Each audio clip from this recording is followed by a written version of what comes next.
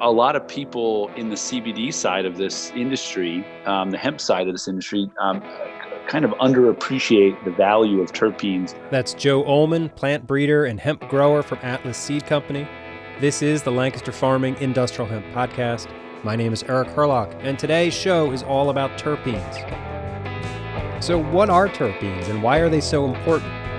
Those were my initial questions, and it turns out Joe Ullman was the right guy to ask. He explains what they are, what they do in the plant, what they do in the human body, and we go deep on various types of terpenes from pinene to linalool. Joe shares his list of top 10 terpenes, and we really get into why CBD growers should be paying attention to their terpene profile.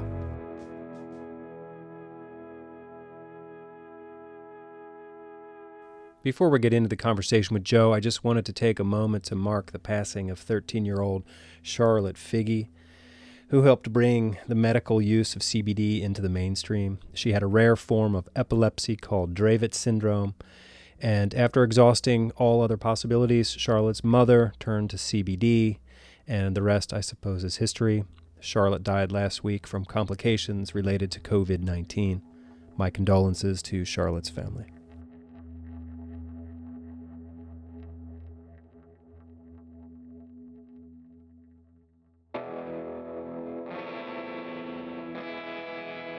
Joe Ullman, welcome back to the Lancaster Farming Industrial Hemp Podcast. How's it going?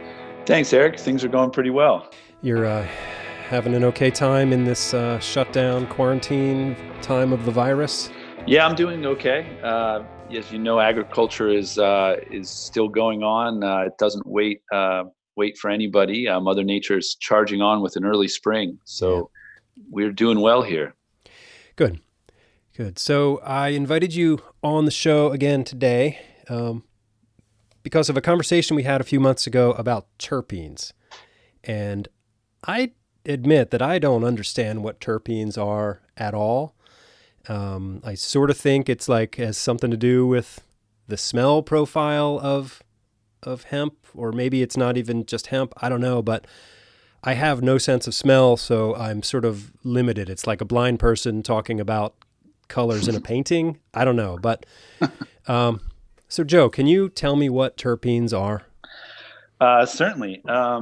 For those of you that don't know me, my name's Joe Ullman, and I'm a co-founder of Atlas Seed Company. I specifically oversee the CBD breeding side of our company, and we specialize in breeding terpene-rich, auto-flowering cannabis and hemp genetics.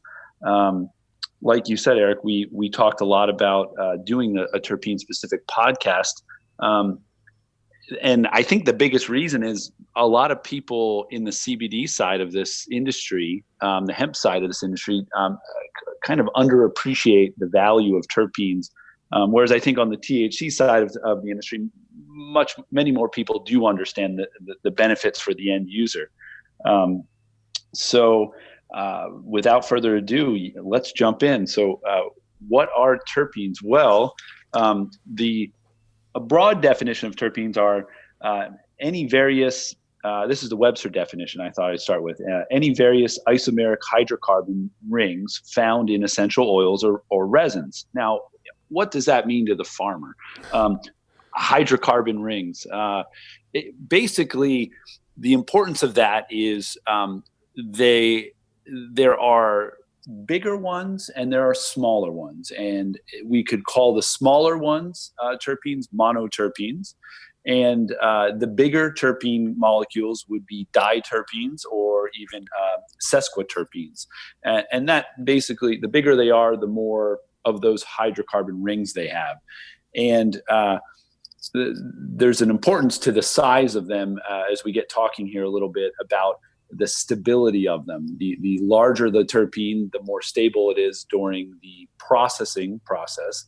The smaller the terpene, the little more volatile they are. So basically terpenes are found, they're molecules that are found in all plants, including fruits and vegetables, herbs, other botanicals, and even spices. In the cannabis plant specifically, they're commonly referred to as the plant's essential oils. And they do play a vital role in giving cannabis and hemp, its complex aromas and even medicinal properties. I mean, I know, Eric, you said that fragrance is not an aroma isn't your strong suit, but to say the least. to say the least. But the compelling fragrance and aroma of the terpenes, they're largely determined in each strain by the terpene profile in that strain. So, let's see.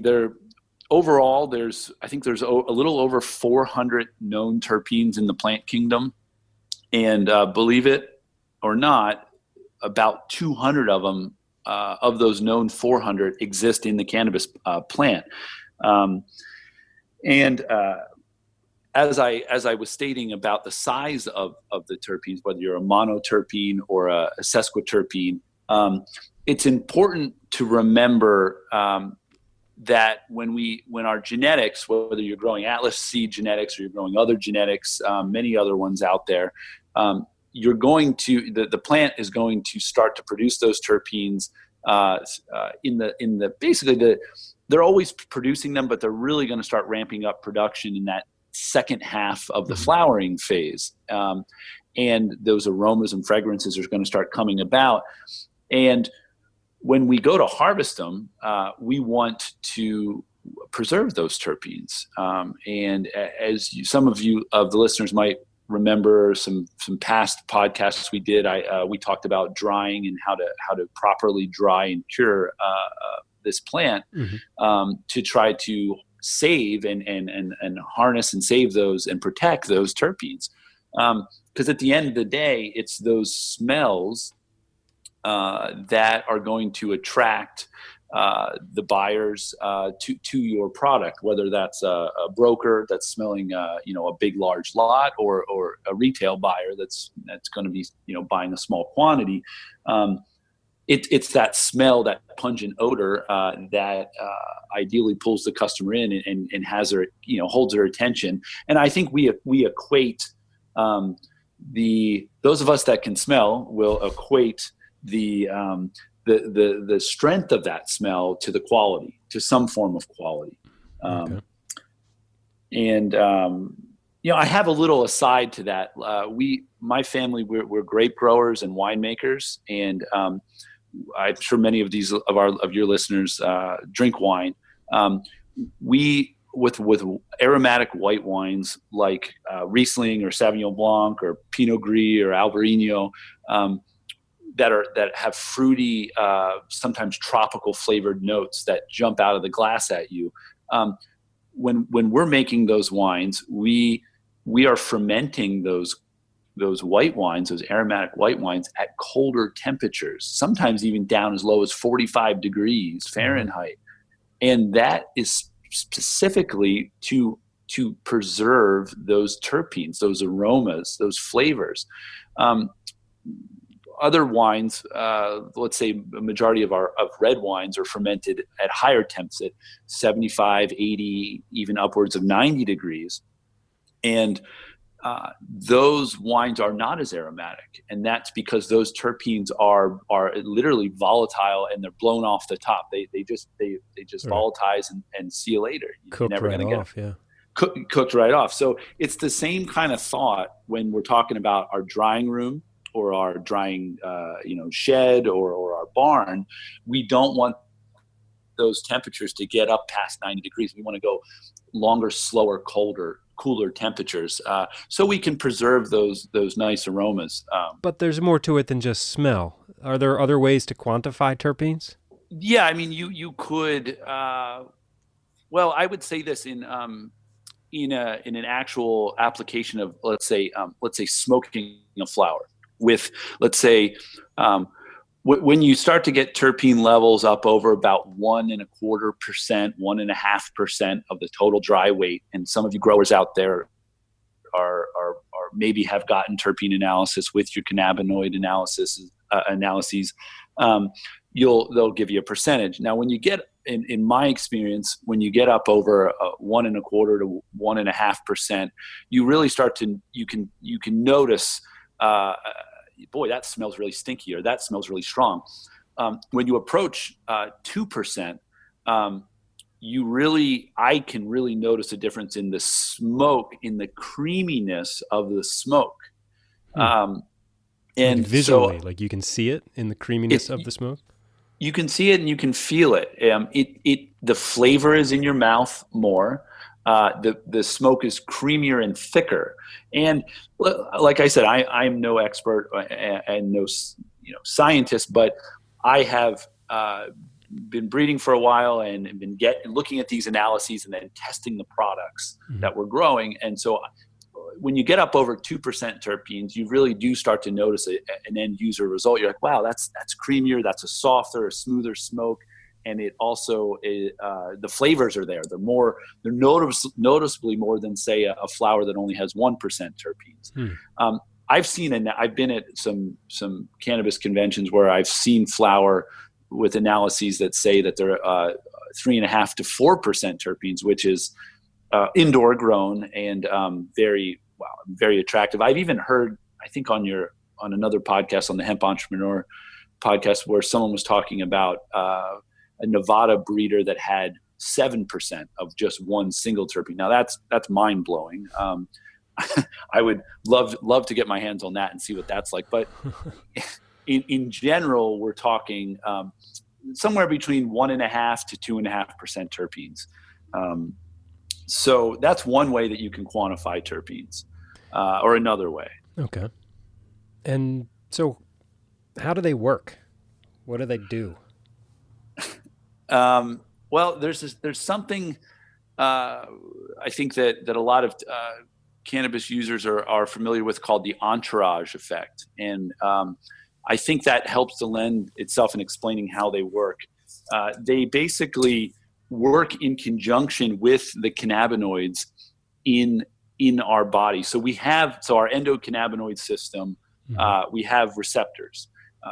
They're classified, I believe, as CB1 and CB2 receptors. CB1 are in the brain, CB2 receptors are in the rest of the body. Many of these terpenes interact synergistically in a way that magnifies the therapeutic benefits of the plant's cannabinoids, whether that's CBD or THC or CBG or the new one, CBC. So that the medicinal impact of the whole plant is actually greater than the sum of its parts. It's been explained to me in a couple different ways, and I've interpreted it in a couple different ways. Think of the cannabinoid receptors as kind of a lock and key fit. Whether, let's say it's a CBD molecule, it's going to fit specifically into the receptor site. The receptor site can get overwhelmed with say CBD molecules. Certain terpenes can act as solvents on those receptor sites to help facilitate a greater uptake of those cannabinoids. Okay.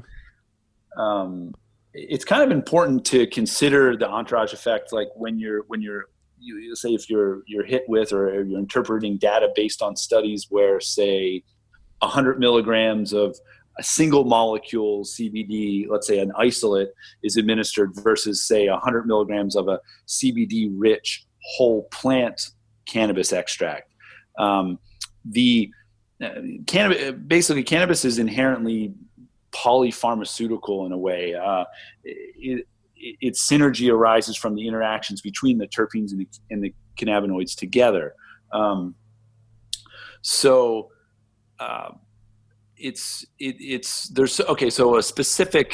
most terpenes, in my research and my understanding, most terpenes don't work directly with the CB1 and CB2 receptors, except for one. Beta-caryophyllene is the one that actually studies have shown that it does work directly with those receptors. All the other ones seem to work in some way to help modulate the uptake of those other cannabinoids, whether it's THC or CBD. And to get into the nitty-gritty of how they work, I think that the honest answer is we don't exactly know. Not enough studies have been done to figure out those chemical pathways and how exactly they work. There's bits and pieces out there, but we This would be a good plug for needing more More research. Well, yeah, and it's been under prohibition for so many years that there hasn't been any research really done since the early '70s. I mean, that's starting to change now, but it's a travesty that that's yeah, true. I mean, yeah, we need more research. right. But from a CBD grower's perspective, it's really important to preserve these terpenes. I believe yeah, they're going to sort of enhance the effect of the medicinal properties. Absolutely, and as you're going to see in a few minutes, we'll get into I'll talk about the top 10 main terpenes. You're going to see that there's a lot of medicinal benefits and effects from these terpenes in the human body. I think that the grower wants to protect these because the bottom line is they're valuable.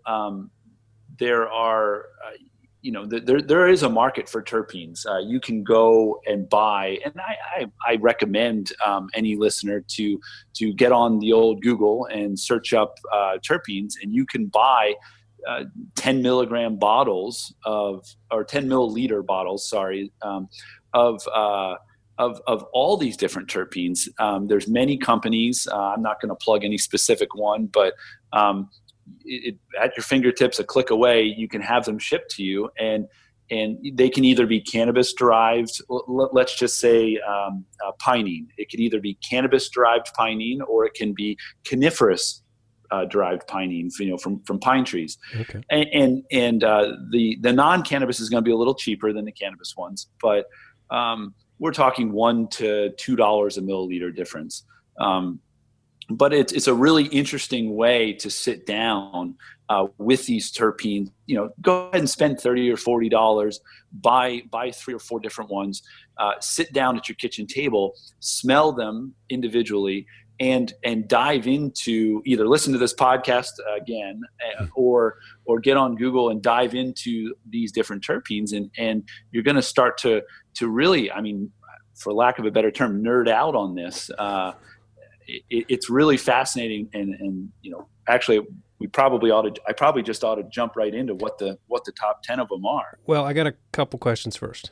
Okay, go ahead. So what they send you, like a jar of, is it a liquid, or is it just like a bottle of some smelly stuff? Like what are you getting when you order little bottles of terpenes?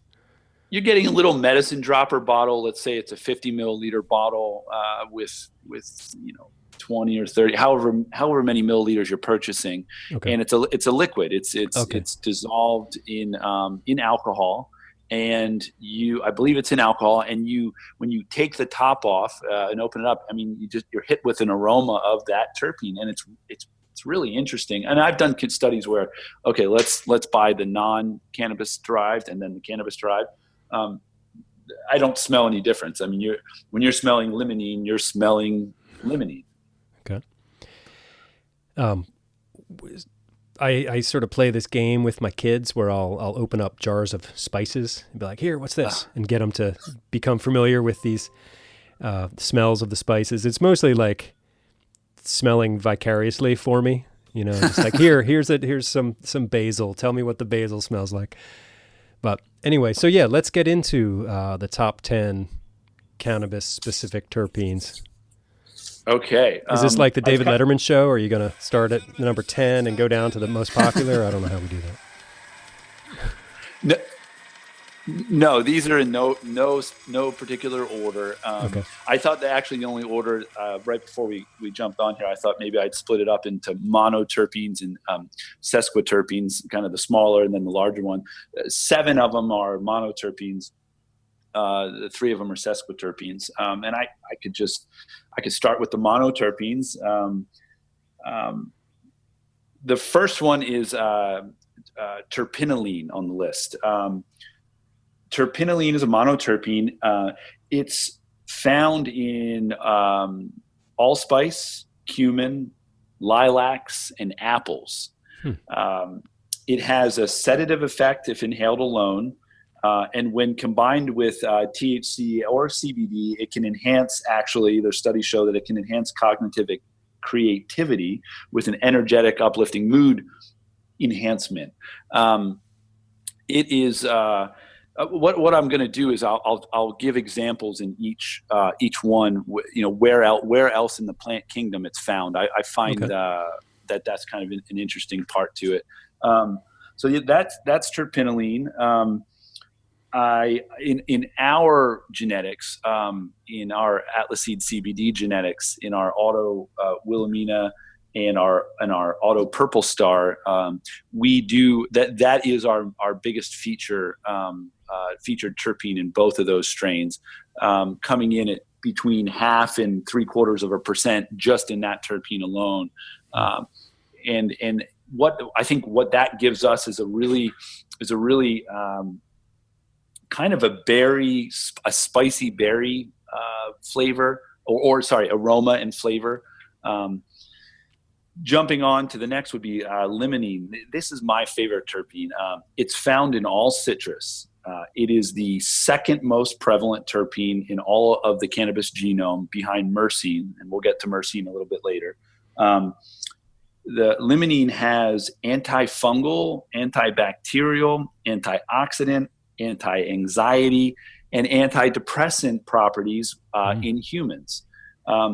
Strains that are high in limonene tend to work synergistically with the cannabinoids to create like energetic and uplifting mood effects. And I have a very specific story about limonene. A few years back, when I was living in California, I went to a Cannabis Cup convention, and there was an extract company that had all of these terpenes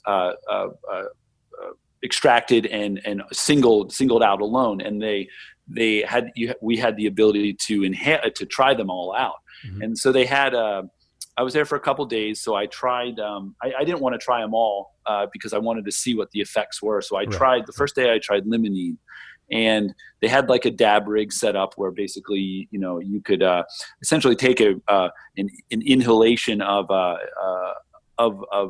this terpene, and the limonene was. I felt like after taking it, like I had 4 cups of espresso. My energy was up, my mood was up instantly, and I had a big smile on my face. I wasn't, it wasn't like I was, stoned or anything. It was more like I was very, very cognitively aware and felt really good. It lasted for about a half an hour. And I started thinking about, okay, what else is limonene in? And it's like, okay, it's in orange juice. Well, we drink orange juice in the morning to kind of help wake us up a little bit. Sometimes smells of citrus scented candles or sprays are generally a positive mood effect on me anyway. So it wasn't a stretch to think, okay, so limonene. So it's an uplifting terpene. So if you have, if you are going to be taking a strain that's features limonene prominently, I think it's if you transfer it over to the THC side, it's more of the it's a terpene that lends itself to the sativa side of that whole spectrum of cannabis flower. Moving along, we'll get to pinene. Now there's an alpha and a beta pinene. Pinene is found in coniferous trees and pine trees. It is the most prevalent terpene found in all of nature. Think of all the pine trees across the whole world. Sure. It has a very strong anti-inflammatory traits, especially in the brain, as well as showing a broad spectrum of antibiotic characteristics. It acts as a bronchodilator. Now, I have another example of that. Stop me if I'm rambling. Well, here. Bronchodilator, that's your lungs. It's what, maybe explain that term to me a little bit. Okay, so exactly. So your bronchioles. So you're in your lungs. Let's keep it simple. If you're getting congested, if your lungs are congested, you need to clear out your bronchioles, which I believe are little pockets or air sacs or pockets in your lungs that can fill up with fluid or you become congested. So a dilator is going to help open those up and help move out that whatever is in there congesting you. And for me specifically, this coming up on my 11th outdoor cannabis season, we come across when you're growing hemp outside, you're going to come across molds. Even in the best of years, like we all experienced here in Pennsylvania on the East Coast last year, you're still going to have molds show up, botrytis molds show up in your flowers, in your drying room, and if you're taking it further to your trimming endeavors, trimming rooms. So for me, I have very sensitive lungs, and I do get I'm very sensitive to low levels of these molds, and so my wife has always said, come harvest time, I'm always going to be congested. And that's even last year, where we basically had no mold. I'm still getting congested. What I do is I heat up water on the stove in a pot. I get it boiling, and I drop in a couple drops of alpha and beta pinene, and then even terpeneol. Terpeneol is another terpene we'll talk about in a few minutes.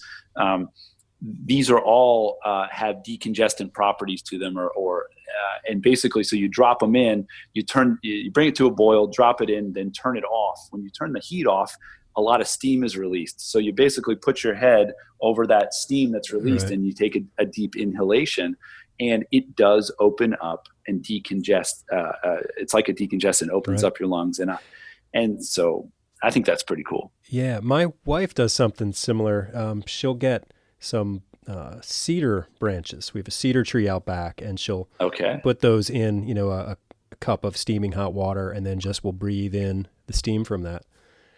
We're doing the same thing. Yeah, right. I don't know off the top of my head which terpene that cedar is most prevalent, but it's definitely the terpenes in there that are helping. Yeah, helping to open her up. Some pinene, right? Yeah, probably maybe some pinene, I would say. Go ahead. Yeah, no, that's it. So that was pinene. We're moving on to number 4. Or are we still at number 3? Yeah, that was number 3, alpha pinene. Beta pinene would be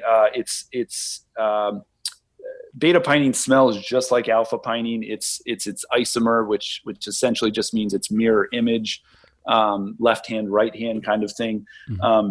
It works in tandem with alpha pinene to enhance its effectiveness. A lot more about beta pinene isn't really known. It hasn't been studies haven't shown it to really do a whole lot more than just work like its sister, essentially the alpha pinene.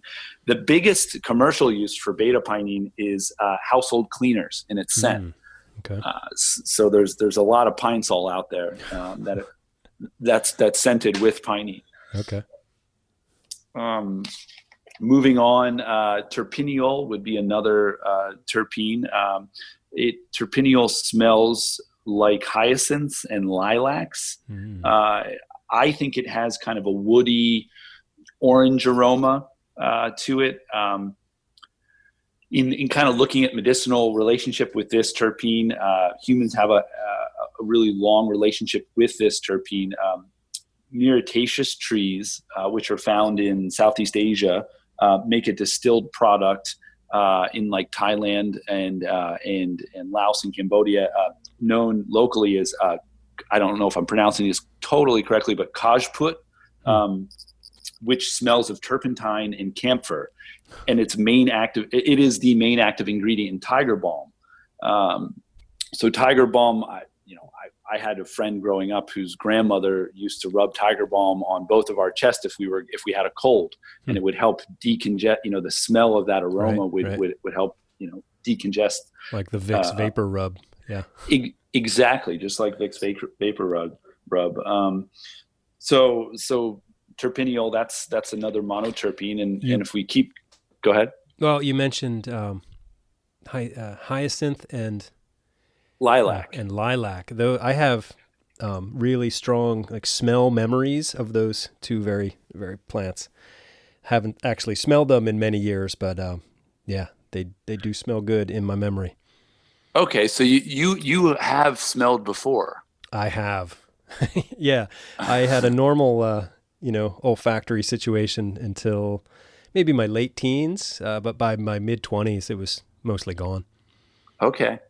Okay. That's So you do probably the have. topic of a whole other podcast, like Eric Okay. explores why he has no sense of smell. I think it would be fascinating. Stay tuned next week on. It would be a spin-off show. I think we would keep doing the hemp, but maybe on the side but anyway, Okay. I Cool. digress. That sounds good. Um, One other example of terpineol. There's a medicinal herb in the mint family, commonly known as barbed skullcap. It's Mm. pretty prevalent in traditional Chinese medicine. Um, it has, in studies that I was reading about actually last night, just to kind of go over this one more time, I found that there were studies that showed that barbed skullcap had as much as 40% uh, of this terpene in it, Wow. which was just mind blowing how high that is. There's quite a few clinical trials that show that terpineol kills cancer cells, breast cancer being the most specific one. So it's pretty Wait, say that amazing. again. This terpene kills cancer cells. Yeah, in clinical trials for breast cancer cells, it has shown apoptosis, which means death in those cancer cells. This would be studies done in China. I don't have that printed out for me exactly, but I'll do a follow up. I'll send you over the link to that. Why aren't we just dumping a ton of money into researching that? And that's a conversation topic for a conversation another day. But that seems It like could, if we know that already, there should be a whole lot more money going into it to figure it out. Because let's face it, cancer sucks. yeah, cancer does suck, and you're right. That is a deeper pot, a deeper dive. I kind of, plant medicine, it comes down to money, Eric. Yeah. Is there money to be made in it? Right. And that maybe. Right. There's no money to be made in keeping people healthy. The money is made by treating their illnesses. Yes, treating the symptoms more so Yeah. than getting them to change their lifestyle or using plant medicine. Right. Terpineol also has a lot of anti-inflammatory characteristics as well. This brings me to another one of my favorite terpenes, monoterpenes, called linalool. Linalool. Linalool, Linalool. Mm. It is found predominantly in lavender. It is when you unscrew a bottle of linalool, it's going to smell almost just like lavender, and it's pretty calm. It has a calming, sedative, stress reducing effect. It's if you've ever I know I have another kind of a old wives' tale where a grandmother wraps a lavender necklace around, say a little child to help him sleep, and just puts because it does. Lavender has a nice calming, sedative effect to it. Right. It shows anti-inflammatory, anti-anxiety, antioxidant, anti-insomnia, and even anti-convulsant properties in humans, which is pretty amazing. Yeah. And then the last monoterpene is myrcene. Myrcene is the most prevalent terpene found in all of cannabis. It's also the second most prevalent terpene that we feature in our genetics so far. At Atlas Seed. At Atlas Seed on our CBD genetics. Mm-hmm. Myrcene is found in nature in mangoes, hops, thyme, basil, and lemongrass. And there are quite a few studies that show that what it does is that it increases the permeability of that blood-brain barrier to cannabinoids, allowing CBD or THC or CBG to enter that brain region that's dense in those CB1 receptors. So what it's helping to do is to help modulate the uptake of those medicinal cannabinoids, which is pretty interesting. The studies have shown that concentrations greater than 0.5% of myrcene can lead to that typical indica couch lock that some of your listeners might be aware of. It has generally it has a calming kind of pain relieving aspect to it. We find in comparing our CBD genetics with our THC genetics, most of the CBD genetics out there on the market are heavier in, not all, but most of them are heavier in myrcene. To me, I feel like myrcene and CBD kind of work together really well in that sort of pain relieving, anti-inflammatory kind of sedative manner. Mm-hmm. So that would be the monoterpenes, and then the three sesquiterpenes, which are a little bit bigger. We'll start off with neurolidol. Neurolidol is also found in lavender, tea tree, and lemongrass. It has a pleasant woody aroma, and it also acts as a strong sedative when it's inhaled. It shows antioxidant, antifungal, and antimicrobial characteristics. One really cool thing about neurolidol is that it has this.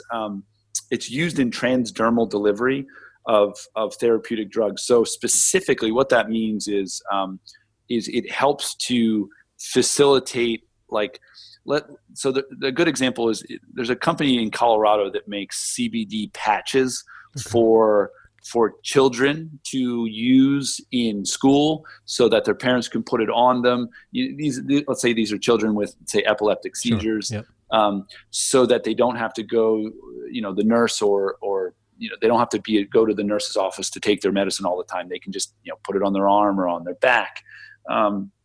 That specific drug uses neurolidol in it because it helps with that delivery of that drug, of the CBD, right. By easily increasing the permeability across the cell membrane. The next sesquiterpene is, and we're all very familiar with this, I think, if we drink beer, is humulene. Eric, do you drink beer? I have been known to drink beer, although I am not familiar with humulene. Okay, not by name. Eric, do you like hops? I do like a hoppy beer. I'm really fascinated by the hazy thing that's happening these days in the beer world. Absolutely. Yeah. That hazy thing is more of a characteristic with an unfiltered nature where the yeast is not filtered out. Less so than anything to do with the hops, but those really good dank tasting New England IPAs that are out there, they're really featuring a very, very interesting kind of a tropical fruity hop profile, which is all about humulene. It's actually, we might as well talk about the last two together. Humulene and beta-caryophyllene, they're isomers of each other as well. So essentially just left hand, right hand mirror images of each other. They're found in hops, both of them. Also found in cloves, cinnamon, and rosemary. And they both show a lot of anti-inflammatory characteristics as well as antioxidant. And humulene is a mild topical anesthetic as well. There's studies that show that. So it's pretty. I think one thing that maybe a common thread in all these terpenes that stand out to me are the antibacterial, antimicrobial, and antifungal properties in a lot of these terpenes. And you might kind of think like, well, okay, why? What's the deal with that, or why? And I think that it's important to realize that the plants, first and foremost, these plants, all throughout the plant kingdom, are producing these terpenes for survival purposes. Right. They're either warding off insects or herbivores that want to eat them, or fungal pathogens.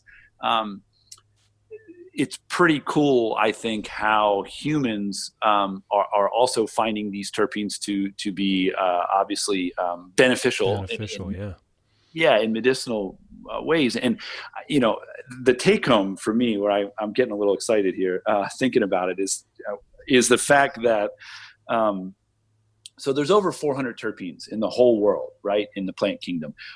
Around about 200 of them alone are found in the cannabis plant alone. So that means that this plant is pretty darn special when it comes to So how other plants don't have that level of terpene concentration. Is that what you're getting at? That's what I'm getting at. Okay. The fact that 200, half of all the terpenes in the world. Now, not every strain has all 200 of them. Mm-hmm. When you get a terpene profile done, you might get 15 to 25 of them spit out, depending on what the lab specializes in. Mm-hmm. And I think a lot of them are in concentrations that are below a tenth of a percent, so they don't even put them on there. Right, they don't hardly register. They don't hardly register, but the fact that this cannabis plant is, has all of these in its genome, in its collective genome, and its collective genetic material that makes it what it is, it has the ability to produce half of the terpenes in the world that are known. It shows that, so like, I think kind of tying it together, if you think about our ancestors, over the eons ago, and how they paid close attention to their surroundings, to the plants that were around them, and they started to cultivate the plants that showed the most positive, beneficial effects on us.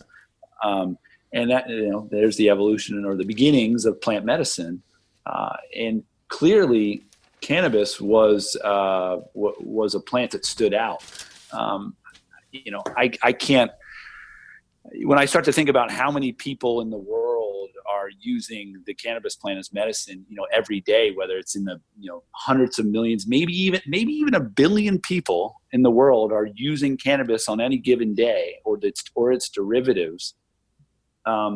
There's a clear affinity from of this plant between the human species and this plant. And as we touched on earlier, it's a travesty that it's been made illegal in a lot of parts of the globe. But in some parts of the world, that didn't happen, right? Like in parts of Asia, there was not a prohibition, so people have just been continuing to use this plant in all its forms for, uninterrupted for thousands of years. Yeah, or be honest with you too, Eric. I mean, not everybody follows the rules. There are people. What are you saying, Joe? I'm just saying that there's a clear affinity that it's like cats with catnip, right? Cats go crazy with catnip; they're attracted to it. I feel that humans and the cannabis plant, it's the same thing. There's clear benefits to using it as medicine, whether it's stress relief or creativity or pain relief. And it's not just the cannabinoids. It's not just CBD. It's not just CBG or THC. It's also these terpenes that play a synergistic role. Right. I was researching for another interview with an interview about a new edition of Jack Herer's book, The Emperor Wears No Clothes. And there's a great phrase in there where Jack Herer talks about the ancient symbiosis between this plant and people. And of course, if you read that book, he goes into great detail about the history of the plant throughout the ages, throughout cultures. So yeah, absolutely. It's undeniable to me how in demand this plant is with humans. I mean, it's definitely we're on the right path by having industrial hemp become legal across all 50 states, so that we can really start to dive into this, and hopefully more universities are going to continue to do more studies on this, and we can maybe get more medicinal medicines coming out of this plant. Right. Is there any, I don't know if I should say fear, but is there any concern that pharmaceutical companies could patent any of these terpenes or anything of that nature? That's an interesting question. I don't know if I have the answer to that as Mm-hmm. far as are they able to? What I think, common thing, what they would do is probably find the molecule and then just make a Synthetic copy version of of it, it. right? Yeah, a synthetic version of it, and then maybe make that get a patent on that. Can plant breeders create new terpenes? Or is that not Um, up to man? That's up to God and nature. Yeah, I think it's more up to the evolutionary. I don't know of any. I don't know. That's a good question. I don't know when the last terpene was found. Hmm. And if there is any research being done on new terpenes, it'd be interesting to ask. This would be a question for Mr. Tom Colton, because he was saying on a couple of weeks ago's podcast about how he has a new lab set up in his breeding endeavors, Mm-hmm. and really you're going to need that lab setup to start to be able to even detect these terpenes, and then maybe start to do some research on compounds that maybe don't. Maybe there is a compound that doesn't fit into what is already known. It's like maybe, Right. well, what's this part of the test? So there are Maybe that's some a new compound. discoveries Who waiting knows? out there. There There could could be, be, yeah. yeah. So when people get their COAs done through a testing lab for cannabinoids and all that, can most labs also do a terpene analysis, or is that like a special feature of a lab? No, most labs can do that. Every lab that I've come across pretty much can. They'll charge you a little bit more. Um, Most commonly, like another $50 to $75 to do that. It takes a little longer, a couple Okay. extra days for them to do it. You have to send them a little bigger sample, but it's interesting it's interesting information to have. I don't feel You see it all over the packaging. You see terpene profiles on a lot of the packaging in the THC world, in the mature market states, rec states like California Mm-hmm. and Colorado and Oregon and Washington State. You don't see it as much on the CBD products. Really, I do know that Ben Davies with Wild Fox Provisions, he is working on bringing to market really quite soon strain-specific cultivars, where I believe he's going to be featuring different terpenes Hmm. of that. So and that's what it takes. It takes entrepreneurs. It takes product developers that are going to start featuring these terpenes and putting them out there so that the consumer can be aware of them and educate themselves about it. Right. Do you think most CBD growers are getting the terpene analysis done, or if they're not, you would recommend that they do? Yeah, no. The answer to that is no. I do not believe most are doing that, especially here in the state. I do recommend every grower getting at least one done on their crops, so they can start to understand what what the levels are. The profiles are interesting, but maybe, hey, you know what? Maybe I don't have time to sit down. Maybe I don't have access to the internet in an easy way where I'm going to sit down and quote nerd out on all these different terpenes, right? Mm-hmm. Maybe that's not my thing. I've got too many other things to do. But just understanding the level, and I would love to be able to have a bunch of growers or anybody or just people and be able to say, here's a 1% terpene, here's 1.5, here's 2, here's 2.25. What do you smell the difference? Or can you smell a difference? And I believe you can. I know I can. The higher the terpene percentage, the more pungent the odor is coming out of it. And I think that equates to higher likelihood of a sale being made. I don't want to necessarily say, so let's put it this way. Right now, we're still in a buyer's market. And buyers are looking for any reason to knock the sellers down on price for whatever reason, which Right. is unfortunate. But if you have a product that stands out from from your competitors, because and for this product right now, for hemp flower, it either smells or looks better. We're looking for, it's nose or eyes. Right. And if you do a better trim job, and you also did a better job at preserving those terpenes that you got ripe outside, you're going to have a better chance of having that flower sell than say, being rejected for whatever reason. And all farmers want to make these sales because we need to cash in on last year's harvest so we can move forward on this year's. I have two questions there. Go ahead.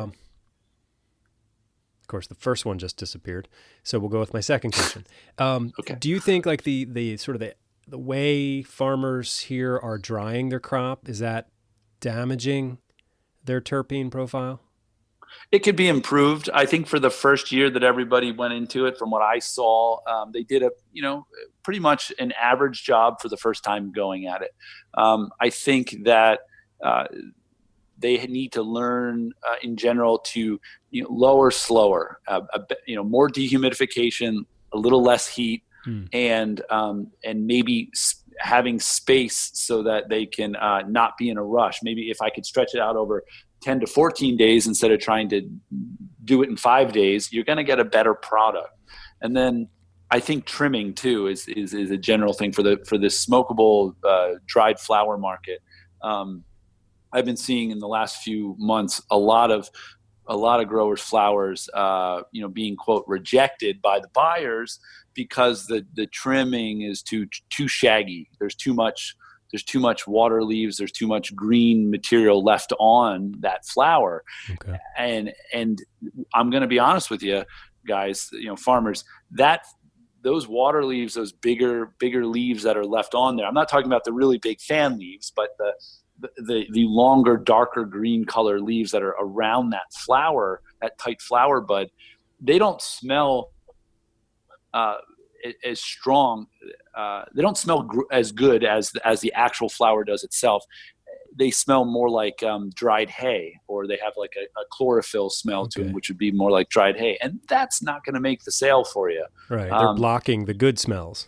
So you want to get that out of there. Exactly. All right. I remembered my first question. Go ahead. Do the terpenes continue developing after the plant is harvested, or is it sort of like done at that point? They're done when you cut them off, but you can preserve them because they're very volatile. You don't want to lose them in, say, higher heat situations. And we're talking, 85, 90 degrees.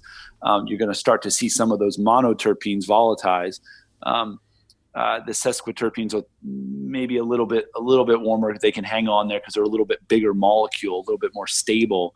But you're going to, you're not, and I got to be honest with you, when people come, when salesmen are going to come at growers, and there's a lot of them out there, I've got a product that's going to increase your terpene level. It's kind of snake oil, in my opinion. And I'm sorry for all you folks that are trying to make a living off of that. But I feel like proper plant nutrition and proper light and the right amount of water, so the growing techniques, and then your genetics, what you're growing, that's what's going to, the first three are what's going to allow the genetics to develop in its most robust or best form. And you're not going to be able to add anything in there, in my opinion, that's going to really increase. I haven't seen any studies where they've been able to show, look, the terpene percentage went up because you use my product. It's just like, hey, look, this is going to work. What are these products? They're like an additive to the soil, or is some like a foliar spray, or what are they trying to sell? Yeah, like a nutritional additive. One is I'll fire a shot right at it. The Terpenator. It's a product. Yeah, it's a product that it's a 004. It's got potash in it. It's a potassium. It's something you're going to add at a finishing stage. Now they're smart because plants, when they're ripe, when this plant is ripening, they're using in the latter stages. The plant is sucking up a lot of potassium. The this product, Terpenator, it's a good product. I mean, because you want to put potassium sulfate on your product at the end, on your plant. You want to water it in. But they probably added, it smells very floral, right? So they obviously put some scent in it so that it smells like, oh boy, that smells really good. I've had arguments and discussions with other growers about, some believe it definitely works, and I don't, I don't. They're good growers, and I don't want to discount their thoughts, but for me, the cost of it's not worth it. It's not worth paying. You got to remember, like potash, if you're buying myriad of potash, it's not that expensive. It's pretty darn cheap. But if you go to buy this guy's product, say Terpenator, it's not pretty darn cheap. There's obviously quite a markup on it. I don't feel like that's the best value, where, especially on these hemp growers, where the margins are a lot smaller than other aspects of the cannabis market, should be wasting their energy or their time on products that are going to necessarily enhance the terpenes. I think the terpenes are going to be what they are given the genetics that you're growing and the way you grow them. So good nutritional health, good amount of water, no drought stress, and then good genetics. Yeah, that makes sense to me. You mentioned earlier about like the harvest window, like trying not to harvest everything at once, trying to slow it down. That reminds me of our last conversation talking about the autoflower, where you can plant in succession and sort of give yourself that sort of harvesting window, right? Yeah, absolutely. Well, autoflowers, you can do succession planting, so you can better maximize your post-harvest infrastructure, whether that's your drying room, drying shed, barn, or your labor, available labor source. You can, succession planting every 2 weeks is a good, generally speaking, with a broad stroke brush, we'll say, is a good way to go about it every 2 weeks. So, you're going to give yourself at least 10 days of drying, and then a few days to unload your drying space and process, whether you're going to shuck it or buck it down, and then here comes the next, hot on its heels is the next crop that you're going to fill back up your drying space with. And with our genetics, with Atlas Seeds auto-flowering genetics, you can, they're all roughly 70-day strains. So, if you're starting mid-May, you're going to start getting harvest in late July, we'll say, or mid to late July. And then every 2 weeks, you could go, right on through to the full terms that are going to be coming in October, right. Mid-October. So you can better utilize your, or let's say, better utilize your infrastructure. Right. Cool. So what else? What do you think hemp farmers should be thinking about these days, Joe? I think that hemp farmers should be thinking about selling their cashing out their 2019 harvest, so they can have cash in their pocket to buy and purchase seed for the 2020 growing season. I feel like most of my advice to a lot of the farmers were that, generally speaking, we shouldn't be betting the farm on hemp this season. So a lot of feedback I get is a lot of growers are going to be growing about half as much as what they grew last year. A number of them have asked, should we take a year off? And I said, no, I don't think you should take a year off. I think you should grow as many different genetics as you can from as many different sources as you can afford, and maybe not grow as much quantity, but to grow them to see what grows best in your climate, in your soil. I would like people to buy Atlas Seed genetics, but by no means do I think you should stop at ours. And I'm not sitting here to tell you that ours are the best. I think that ours do very well in a lot of different environments. However, there's a lot of microclimates, and there's a lot of, the proof is in the pudding. I think you should grow Atlas Seed genetics alongside of other genetics, and then you should make the assessment for yourself at the end of the season, which is the best one. Good advice from Joe Ullman. All right. Thanks, Joe. Great talking to you. Thanks, Eric. All right. That does it for today's show. Thank you for listening. My name is Eric Herlock. I am the digital editor at Lancaster Farming Newspaper. Check us out online at lancasterfarming.com, where, of course, you can find lots of links from today's show. All right. Also, follow us on Instagram at LF Podcast Hemp. And if you need to get in touch with me, drop me a line at podcast@lancasterfarming.com. All right. Thanks. Until next time, I'll see you in the newspaper.